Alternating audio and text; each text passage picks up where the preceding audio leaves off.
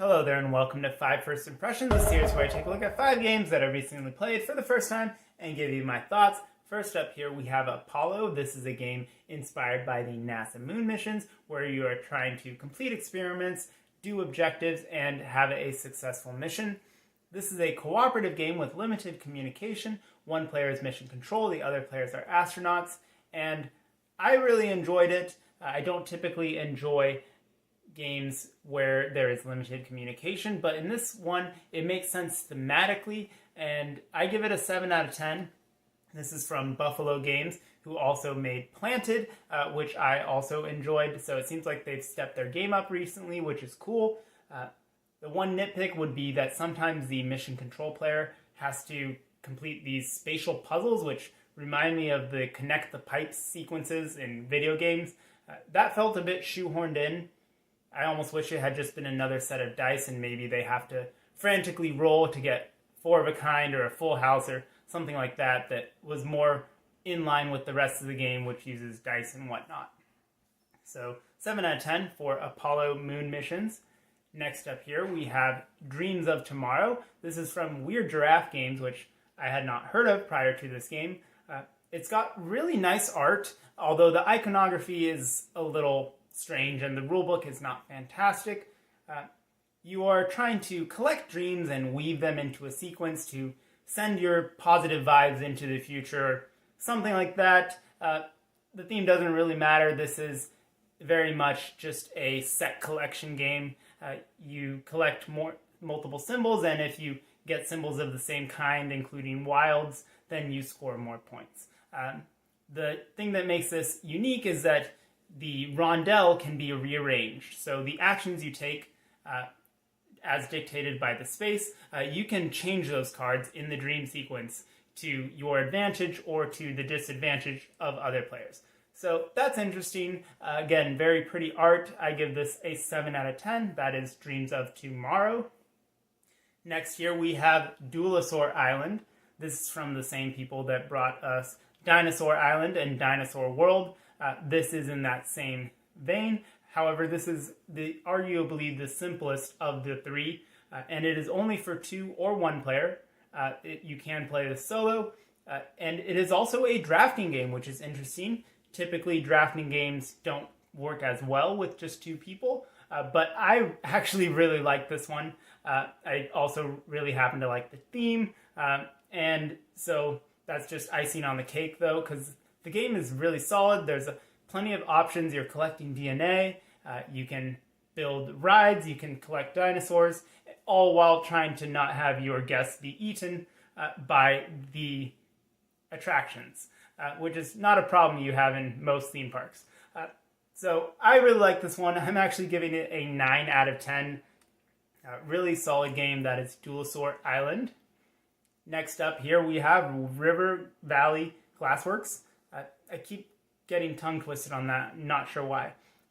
But this is a Mancala style game where you are collecting glass as it comes down the river and then putting it into your storefront and trying to have the best storefront and score the most points. This one is fine. The Mancala element is okay, but it definitely isn't as good with larger player counts because your influence on that sequence is minimal. And there's also not much of an arc to the game. You're essentially doing the same 2 actions the entire game. So there's no engine, there's nothing like that to build up. I'm giving this one a 6 out of 10. That is River Valley Glassworks. Nailed it. Last, and I guess in this case least, we have Wishland. Now, I feel like for this one, the red flag for me should have been the fact that this game was released in 2021 and is already on its 3rd edition. So think about that. If you are a designer and you have revised your game every year since it has been released, you might want to stop and slow down.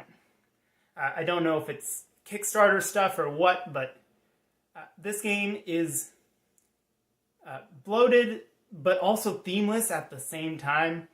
Yes, each card has unique art, but there's a bunch of icons and really the game's just about the icons. Now, I'm not one that has trouble with icons. I do find in Race for the Galaxy and stuff like that, but I feel like the fact that the game is so dependent on icons just tells you how themeless it is. And when you're designing a game about a theme park, you want that to be in the game. And it's not really there. There's also really odd restrictions on how you can build your park. I say build your park because really it's just laying cards next to each other, and they don't really interact with each other once they're out there. It's not like you get points for neighboring attractions or anything like that. It's just you get points for symbols, right? So weird restrictions, things like that, and there's objectives that you're trying to get, but they're only worth 1 point. And some of them are really, really difficult. And so you do all this stuff the whole game just to get 1 point. You get 1 point here and 1 point there and 1 point there, which some people might say like, oh, it's just a point salad game, right? And I don't mind a point salad game, except that this feels more like point vomit. Yeah, it's just, there's a bunch of points out there for grabs, but it's really much ado about nothing. And, oh, did I mention it's a worker placement game? That's, anyway. So, Wishland is not great. It might sound like I hate it. I don't. I think it's just a 5 out of 10. It's an average game, take it or leave it. That's the BGG definition right there. Yeah, Wishland.